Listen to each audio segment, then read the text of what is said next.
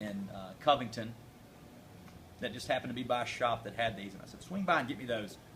So he picked me up a pack of these, and we were in the humidor, and I was showing Hoss, and he goes, "Oh, imagine that, 3-pack, 3 guys, let's share them." I said, "What the hell? Let's go ahead and do this." So, very generous. Yeah, whatever, man. You guys are good to me. So, absolutely. So, in things like this, I always tell people it's something called the Retro Hell. Now, I will give which I don't know anything about. Okay. Well, Retro Hell is actually, and I always start out with warning. Wait to do this before I'm finished explaining. I almost had to give somebody mouth to mouth one time because he about passed out. But Retro Hell it's blowing smoke through your nostrils. I do it with the last bit of smoke that I have in the cigar. The way that your nasal sinuses and your taste and your smell are related, it opens up a whole new complexity to a cigar that you won't be able to do by just blowing smoke out of your mouth. So you draw in the cigar, and then exhale through your nose. The last bit, there are guys that I see that can blow all of it out of their nose. I'm not that. Wow. Okay, mine just opened up, real creamy texture just opened up on this cigar. Already not even, a quarter of an inch into it, I've already had a profile change. And maybe it was from that cedar, making its way through. You have to think of this whole cigar as a filter. Most longer cigars are going to start out a little bit milder because the smoke has to travel through the cigar and filters. But anyway, yeah, mine just opened up to a nice creamy texture. But the Retro Hell, blowing smoke through your nose, it opens up it goes through your sinuses, and it opens up the way your smell. When I did it, I got more citrus that way. Really? Mm-hmm. Yeah. Wow. Yeah. Is that what you were saying? That's where I was getting it. Through the Retro Hell. And you'll notice a lot of tasting guys on tasting, they'll talk about what they get through the Retro Hell. And that's what they mean, is when they blow the smoke out of their nose when they do that. I don't do mine every time. I don't Retro Hell every time. I tend to get, I don't know, maybe I'm a lightweight, but I tend to, I don't know, I do it maybe every 5th or 6th And you would time. consider this a full body cigar? Absolutely. Yeah. Absolutely. Now, it's pretty bad whenever your tobacconist doesn't know the whole story behind the Opus X, but it is it's a Dominican Puro, aged, it's a sun-grown Rosado, and the wrapper on this obviously is very rare. Not every retailer or dealer is going to be able to get this cigar, but I tell you, mine came from the Casa Fuente. The last one I had came from Casa Fuente. I have a friend of mine that goes to Vegas and to Casa Fuente a lot, and brought one back. And it's been very good. But I love these cigars. There's a few cigars I typically judge all other cigars by.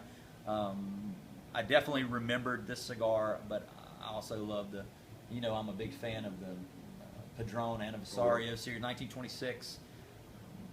That's just another great cigar. Friday gifted me one of those and blew my mind. I did not do a review on it for the simple fact is I wanted to enjoy it first. So whenever I think Friday we'll be getting some one day, and I will do a video on it at that time. But I wanted to enjoy it that day. So yeah, other things you can do to get flavors and profile changes from. One is a pairing. I typically think of cigars. You think of cocoa, like Baker's chocolate. I think of coffee notes. I think of pepper, oak, and things like that. So, of course, almonds or dark chocolate. You take a bite of dark chocolate and do that. Coffee. I tend to gravitate toward things that cleanse my palate. If I drink something sweet with it, I find that my tongue gets coated with the sugars, and then the tar mixes with the sugars, and it just kind of sours my mouth. I know some people like sugary things with it. Tea, a crisp beer, black coffee, good things. And coffee is another one of my favorite pairings. what would you pair with that? What would you gravitate towards? I would pair a bourbon with this. I would pair bourbon. Coors Light. Coors Light, oatmeal yucky. No, I would do a camera guy. I would do seriously bourbon. I'm a wine guy also, and I would really gravitate toward like a Red Zinfandel, or a something that's real spicy, like a Pinot Noir. I think would really go well with this. If you were going to go with I can wine. see that, absolutely. That even a port. Port would go great with this, and typically that's a big pairing with cigars. I don't pair port with everything because it has that sweet nature to it. But again, yes, absolutely, great choice for a pairing with this. Other things too, like Hoss, you want to tell them about your Pepsi challenge? Oh. Okay, real quick. Friday has, since I've known him, he's always said, how he has studied different profiles of cigars and had this little book that he wrote everything in. So I wanted to give him the Pepsi challenge with a cigar, which I actually picked. It was a Rocky Patel Vintage 1992, and I took the label off, brought it up here, and there was a group of guys. So I really put the pressure on them, and I said, come on, show me what you got. And do you know he picked, not only he started off, he picked the wrapper. He knew what the wrapper was. He picked the filler and the binder.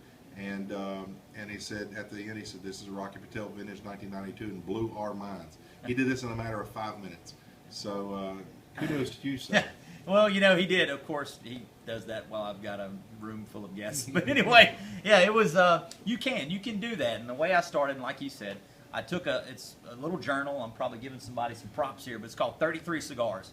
It has a place that you can put your band down. It tells you things. And at the time, it was born out of, I didn't have a lot of money to spend on cigars, and I wanted something to help me wade through cigars so I know what I liked. So I started making notes, and all the cigars I liked, I noticed had a reoccurring theme to them.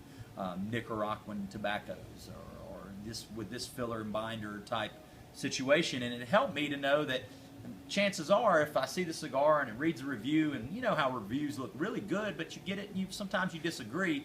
Well, that's probably because your palate is different from the person reviewing. I found that I'm a Nicaraguan fan. Dominican, I like Dominican, but not as much as I gravitate towards Nicaraguan cigars. But that was before I was able to enjoy a nice Dominican like a Fuente or a VSG, things like that. So that helped me out a lot. I would get a Dominican Puro, and I would get a Nicaraguan Puro, and I would back to back. I mean, take 3 or 4 puffs off the Dominican and 3 or 4 puffs off the Nicaraguan, and you could you'll be able to pull the differences out between those cigars that way, better than you would one day smoke a Dominican, one day smoke a Nicaraguan. Sorry about that. We're back now, and finish what you were saying there. Oh, I was basically just kind of explaining. You can do a Dominican and Nicaraguan or a Honduran Puro back to back. Take notes on it, get the flavors that you're tasting at that point, and see if it's the same. I always like to pull up reviews, see if I can get some of the same notes from that cigar, and jot them down and really try to bring out the flavors in each of the cigars. But right now, what I'm getting from this is still the same. And I just made the comment earlier while we were having some technical issues, was this cigar is medium to full to me. It started out full-bodied, that big blast of that leather and pepper, and now it's just this creamy oakiness that I get the same thing. Absolutely died down. Hoss told me I didn't even notice it. We're at like 20 minutes into this video. It's gonna be a long video, guys. That's right. That's what you get when you get a bunch of rednecks in a room together. It's we tend to talk. But anyway, but those are some of the things you can do to pull out flavors in a cigar. We talked about the retrohale. We talked about taking notes, read reviews. Go ask a tobacconist. That's the big thing. Go if you're a local tobacconist and ask them what they're smoking. Ask them. And two, what I always tell people, there's cigars to me have similar genes, or somebody said it best. I forgot who it was. Maybe Matt Booth was talking about how in an interview you talked about how cigars have similar DNA. You come to me and you say, "Hey, I love this. I really love this Fuente Don Carlos. Or I really love this Fuente Signature." But we happen to be out. Next thing I bring them to is the VSG. Again, these tobaccos come from the same farms. They're grown from the same soil. And now they may be aged differently. They may be from a different priming of the plant. And again, there's certain qualities that stick. There's certain qualities that Fuente has. There's certain qualities that Padron has, or Pepin. Goodness, these blends for a lot of people. But I love his tobaccos. Let's just say that black. That Corona Gorda Black, oh my gosh. Everybody, I tell people, look right there, camera guy. Look right there. Hoss scored him another jar. I'm up to 4 jars now. Thank you very much, Dr. Joe and Friday. Yeah, absolutely. But I'll tell you, people tell them, I said, there's the beauty and the horror of that cigar. The beauty is you're going to fall in love and you're going to love that cigar. You're going to come back and want to punch me in the face because I don't have any more. And you're going to scour the internet like this guy, and you're going to find those cigars, and you're going to pay for those cigars. But that's the beauty of it, and I think that's what's special about cigars like that Corona Gorda or, La Flor Dominicana. We just got word they're coming out with a beer stein to to commemorate, 20 years in the business? Yeah. Gorgeous, and they're going to be filled. 1994, I believe, right? Yeah, absolutely. They're going to be filled in this beer stein with these jars. I'm looking forward to that one. Just things like that. But anyway, but going back to it, you look for cigars with similar DNA, similar profiles, tobacco that comes from those farms, Pepin, again, Tatuaje, man, I was a snob. I smoked that Tatuaje brown label, the Unicos and the Regios for the longest time, and anything brand new they came out with, I would seek it out. But again, go to your tobacconist and say, hey, I like this cigar. What are some cigars with similar profiles that you think I would like? And take their suggestions. Don't be like, I smoke this, that's all I smoke. Not down in anybody's customers. I've just seen, I smoke Gurkhas, that's all I smoke. You're never going to learn anything that way. And I do have guys who are, they're very loyal to a brand, or they're very loyal to this one cigar. And I just, I ask them in a nice, in the nicest way I could say, it's like, how can you love cigars and only smoke one cigar? It's like a sommelier saying, I only like this one Bordeaux. You're not going to find that. I think, break out of your comfort zone sometimes and try new things. I love the way the industry's going right now. I'm loving that Sanctus Spiritus wrapper. I know you do. With Yes. the L'Atelier, I'm probably butchering the name, but I really love that in the L'Atelier 54. It's a great. I think it's a cross between the Palo Oro and the Corojo. What a beautiful job with that wrapper, and it's something different. Another, and I'm going to put in a plug for my friends, Black Label Trading Company. It's their first show this year. I love that cigar. Any cigar they put out, there's a new, and look for this one. It's a Last Rites Lancero that's coming out. I think it's going to be I think they have a hell of a year this year. I love the morphine. Great job on morphine. Absolutely, and James, just a good group of guys. So again, just go out, experiment, try new things, take your notes, take some of the advice, take it or leave it that we gave you today. Enjoy this for what it is. It's a work of art. It's a lot. This is sweat, blood, and tears. This is. What did they say? Over 300 hands have touched the cigar before you get it. 300 people have touched the cigar before you get it, from planting to wrapping to picking, fermenting, all of that. So enjoy it. It's a man-made product. So handmade product. Excuse me. Absolutely, and it's so akin to me. What's scary is so scary that it's akin to I say scary, but it's how it's akin to the wine industry.